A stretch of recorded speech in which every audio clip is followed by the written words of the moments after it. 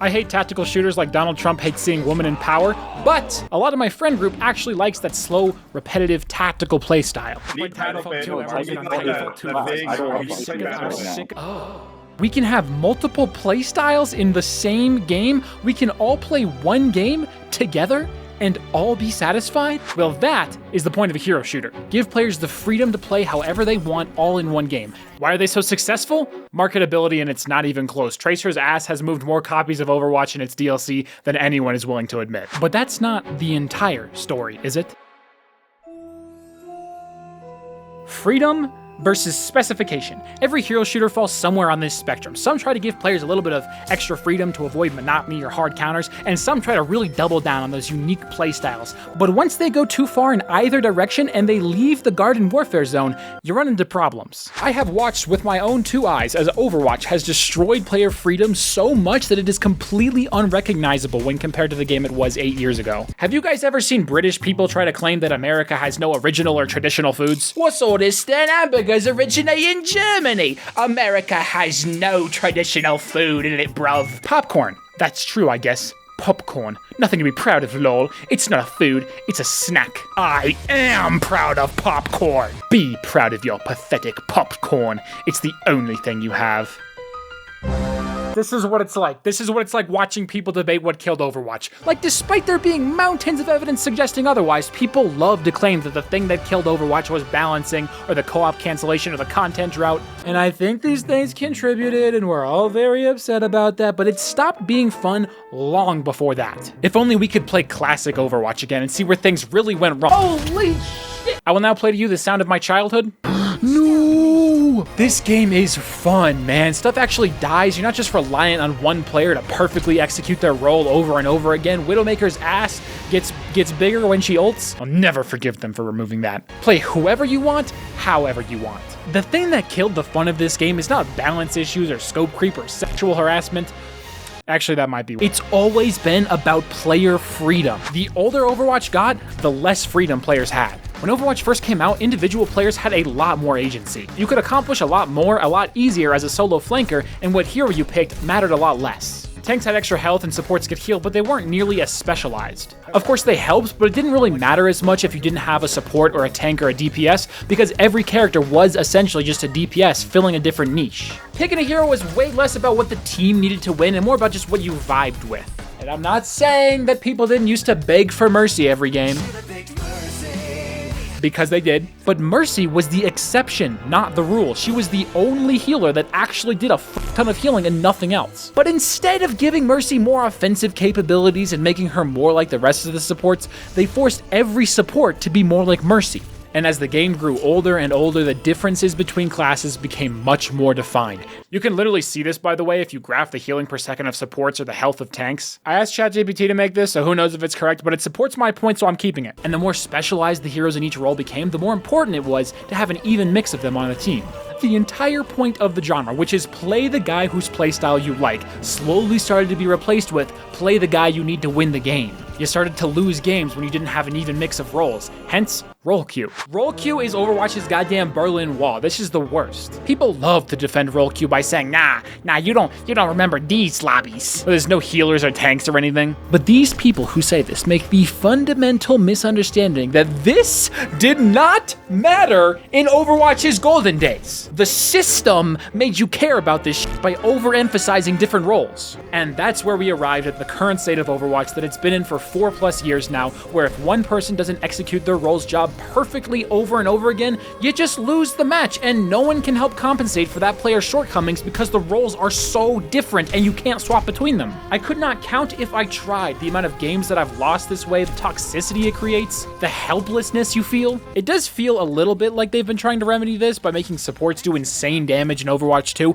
but they also do so much healing that it makes the DPS role completely useless. I brought this up on Reddit, where I test all of my video ideas to make sure I'm not being stupid, and people told me that I wanted to make the game completely homogenous and take all the individuality out of characters.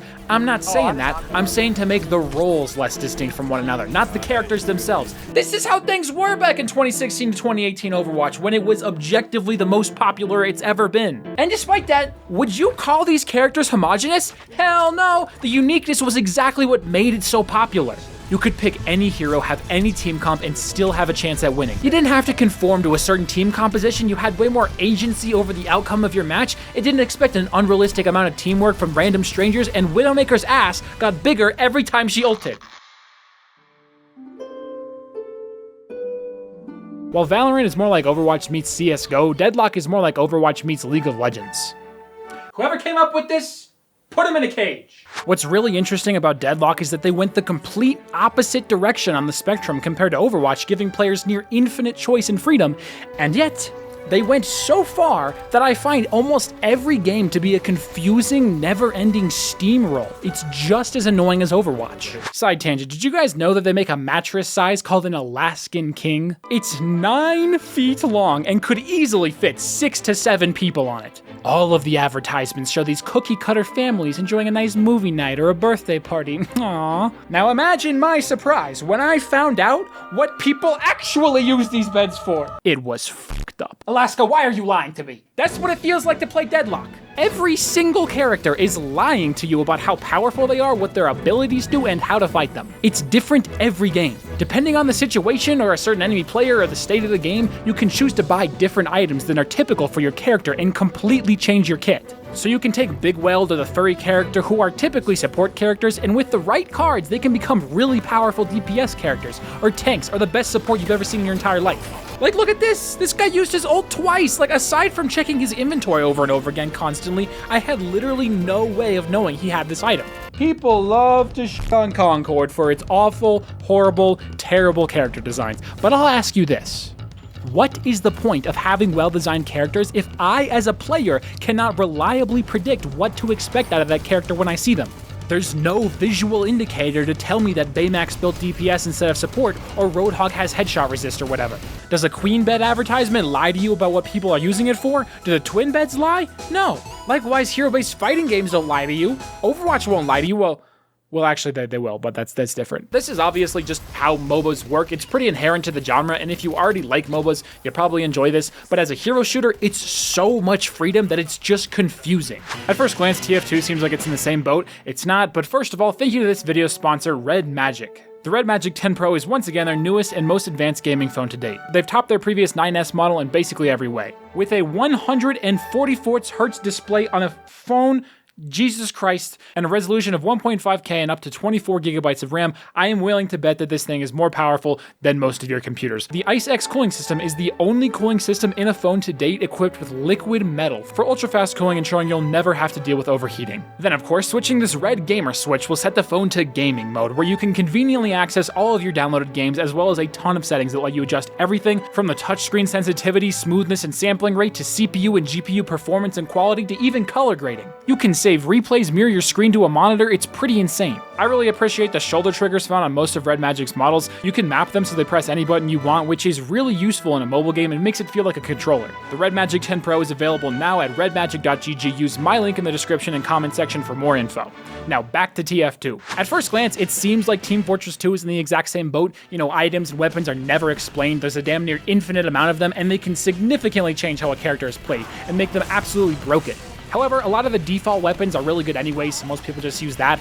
They don't usually change the character's playstyle too much, so you can still reliably predict what they're capable of just by looking at them, and you can actually see the items on your opponent's body. Being able to recognize characters is insanely important, almost as important as the Plants vs. Zombies zone. I'm gonna talk about it soon, be patient. Take the silhouette of any TF2 hero. The most essential aspects of their design, i.e. the big gun, the sniper rifle, the lab jacket, they're always very clearly identifiable. I could even cover up half this goddamn thing, put it behind a wall, and it's still identifiable. And I'm just getting started, motherfuckers. This is the TF2 Mercs contrast map. That's right, I have Photoshop. I don't know about you guys, but I look at this and I immediately notice that the areas of high contrast on TF2 characters are without exception the most important areas of their design. Look at Heavy's arms! Oh, but they're literally giant, highly contrasted arrows that point towards his giant gun. All of this leads to characters that are instantly recognizable, even in a game as chaotic as TF2. Even if you've never played before, you can take a reasonable guess as to what their abilities are and what to look out for.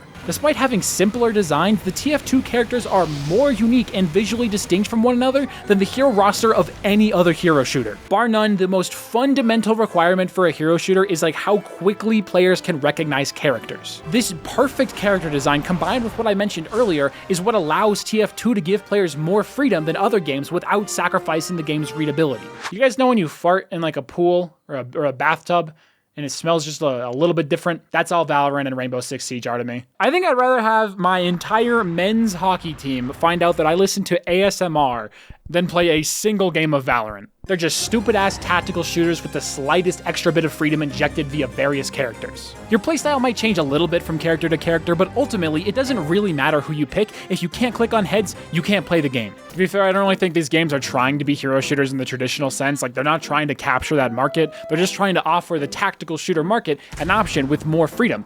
And it definitely works. I mean, I'd rather play either of these games over CSGO any day of the week. But how these games became more popular than Plants vs. Zombies Garden Warfare 2 is one of life's greatest mysteries. Right up there with How to Talk to Women and why are there so many goddamn Nazi sex games on Steam?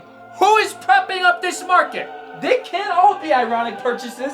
The first thing you will notice about Garden Warfare is just how unique it is. Instead of hot anime characters that dress like hookers, Garden Warfare gets its marketability and recognizability entirely from unmatched levels of style. Everything in Zombieland is zombies. The mailboxes are zombies, the sports are zombies, the music is just zombies moaning. And it kind of goes hard. Then you swap over to the plant side and they have just as much charm too. Like their objective is to raise these garden statues of Crazy Dave and they get healed by like collecting sun. Swap the hair and clothes on any of these characters and they're goddamn indiscernible. Except that that character is actually from Genshin Impact. You probably couldn't even tell because these games are made by fucking soulless robots. Versus Boom. Tell me, what game is the disgusting hyper GMO Corn Man from? You can play as one of 16 plants and zombies, all of which have 4 alternate subclasses that change their kit to fit your desired playstyle. These subclasses are incredibly visually distinct while retaining the same silhouette, and accordingly, they offer different effects while retaining the same general abilities and playstyles. The cactus plant, for example, has a sniper rifle, some mines, a little deployable drone. Now look at this one. What do you think he does? It's slightly different, now the shots explode on command, but the design is still close enough to the original to where I, as an enemy, can quickly discern what type of playstyle I'm up against via the outline and general shape, and quickly understand what subclass it is because of the skin. That looks like a cactus. It must be long range. That looks like a super zombie. It must be a melee class. Even if I've never seen a particular skin before, I still understand what general playstyle I'm up against. Players get the freedom to pick their absolute favorite playstyle, meanwhile no readability is sacrificed. They made an orange sexy. And I think they deserve credit for that. How do we live in a world where the Plants vs. Zombies sequel is more intense and scary than the actual games about like saving the world and terrorists? Because the game is just fun as hell. It's not manufactured in a lab to make players as angry and racist as humanly possible. Like, can you imagine some dude baby raging in Garden Warfare and then my pirate zombie just goes... I would pay money to see that. Garden Warfare 2 manages to be one of the best hero shooters I've ever played in my life, while simultaneously following none of the stereotypical trends I've come to associate with the genre.